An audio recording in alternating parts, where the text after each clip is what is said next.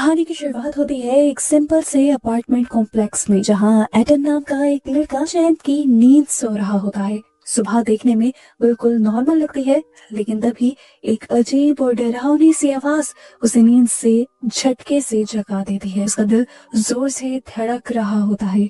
समझ नहीं आता कि ये आवाज कहाँ से आई। वो बिस्तर से उठता है और दबे हुए दरवाजे के सुराख से बाहर झांकता है, पर हॉलवे बिल्कुल खाली होता है। दिल में एक अजीब सा डर लिए वो टीवी ऑन करता है, जहाँ पर अब कोई प्रोग्राम स्क्रीन पर नहीं आ रहा था, बस चल रही थी तो एक इमरजेंसी वार्निंग कि सब अपने घर पर रहे, कोई भी बाहर ना निकले। वो हैरान भी होता है और थोड़ा डर भी जाता है। अभी वो ये सोच ही रहा होता है कि बाहर से लोगों की जोर जोर से चीखने की आवाजें आने लगती हैं। एडन भागकर बालकनी में जाता है। नीचे का मंजर देखकर उसके पैरों तले जमीन खिसक जाती है। लोग इधर उधर पागलों की तरह भाग रहे थे। हर तरफ चीखों पुकार मची हुई थी। सब कुछ तहस नहस हो गया था।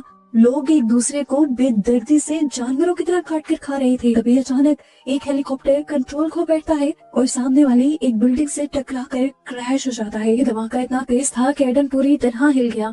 फिर वो नीचे सड़क पर देखता है, जहाँ भीड़ में एक छोटी बच्ची थी। उसे लगा कि वो भटक गई होगी, लेकिन अगले ही पल वो बच्ची भयानक तरीके से अपने पास पड़े एक आदमी को जानवरों की तरह काटने लग जाती है और उस पर हमला कर देती है। ये देखकर एडन डर जाता है और समझ जाता है कि अब ये जो लोग उसे नजर आ रहे हैं, ये इंसान नहीं रहे बल्कि ज़ॉम्बीज़ बन चुके हैं। डर के मारे एडन वापस अंदर भागता है और बालकनी लॉक कर देता है। वो जानता था कि ये वायरस तेजी से फैलता है, कहीं ये वायरस उसे भी शिकार न बना ले। अब वो डर रहा था, उसके सांस फूले हुए थे। वो भी अपने आप को नॉर्मल नहीं कर रहा था कि तभी उसके मेन डोर पर जोर जोर से नॉक होने लगी। एडन डरते डरते सामने गया तो वहाँ पर उसका नेबर था। इंसानियत के नाते उसने दरवाजा खोल लिया, क्योंकि उससे पहले उसके नेबर ने उसे यकीन दिलवाया था कि मैं इन्फेक्टेड नहीं हूँ। वो आदमी बताता है कि मेरे दोस्तों ने मुझ पर हमला कर दिया था, लेकिन मैं किसी तरह बच आया। एडन जो इस टाइम उसके पीछे पीछे था, उसकी गर्दन पर वो काटने का निशान देख लेता है और समझ आता है कि ये आदमी भी कुछ देर में वही ज़ॉम्बी बनने वाला है। एडन अभी सोच में ही था कि वो क्या करे कि वहाँ आदमी की आंखें सफेद पड़ने लगी। एडन ने अपनी सेफ्टी के लिए एक चाकू उठा लिया और जैसे ही वो आदमी बाथरूम से बाहर निकला तो वायरस ने उसकी बॉडी पर असर दिखाना शुरू कर दिया।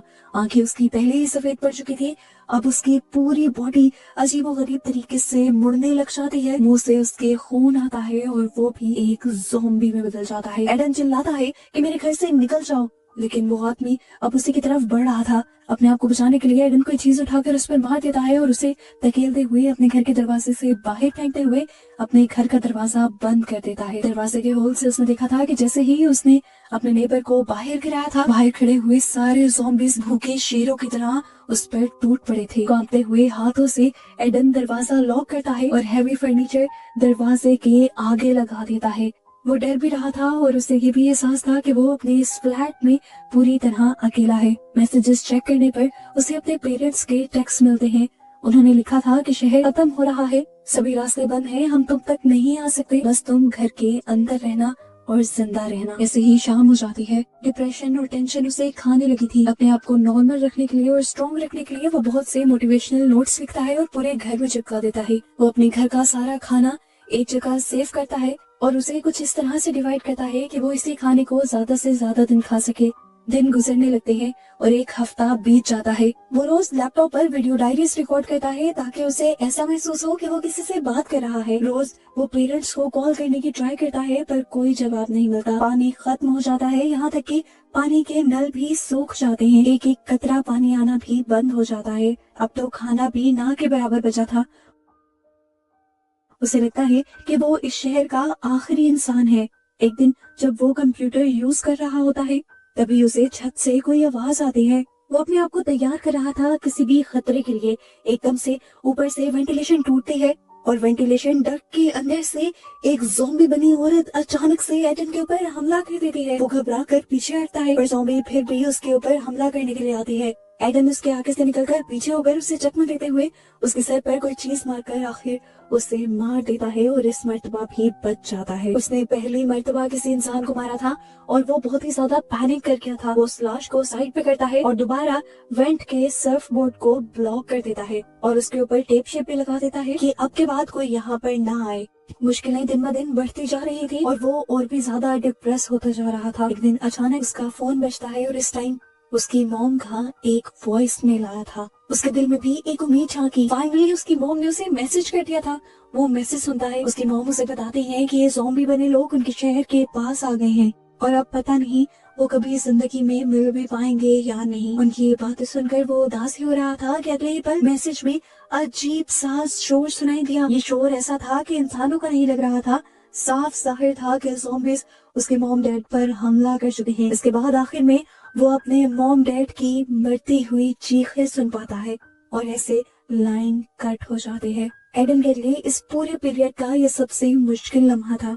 इतने दिन उसने अपने मॉम डैड की कॉल का इंतजार किया और जब कॉल या मैसेज आया अभी तो उनके मरने का। एडन वही जमीन पर गिर गया। अब तो उसकी जीने की उम्मीद भी टूट गई थी। उसकी फैमिली भी नहीं रही थी, इसीलिए उसने भी सुसाइड करने का फैसला किया। उसने कैमरा ऑन किया और उसने अपनी शक्ल देखी जो बिल्कुल सूख चुकी थी।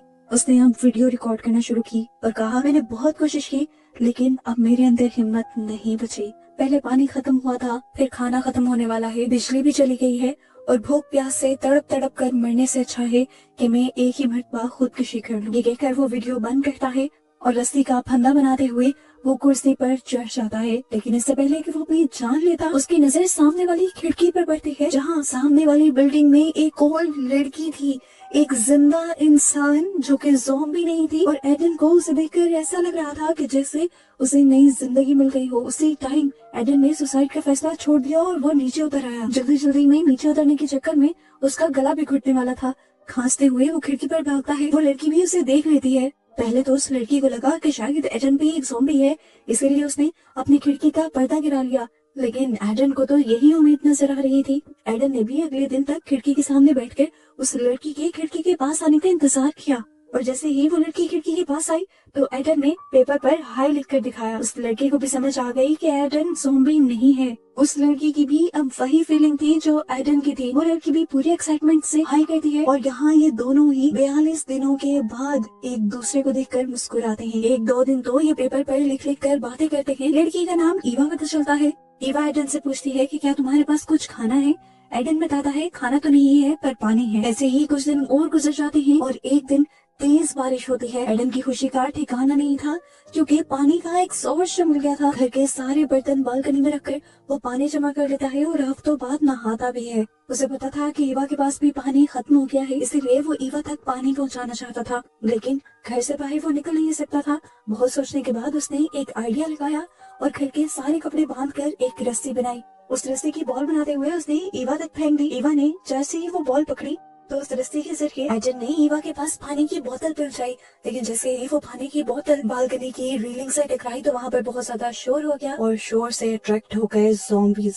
रस्सी और रस्सी के पीछे एक जिंदा इंसान को देखकर ये ज़ॉम्बी ईवा वाली बिल्डिंग के ऊपर चढ़ना शुरू हो जाते हैं और एडन भी ये सब देख लेता है।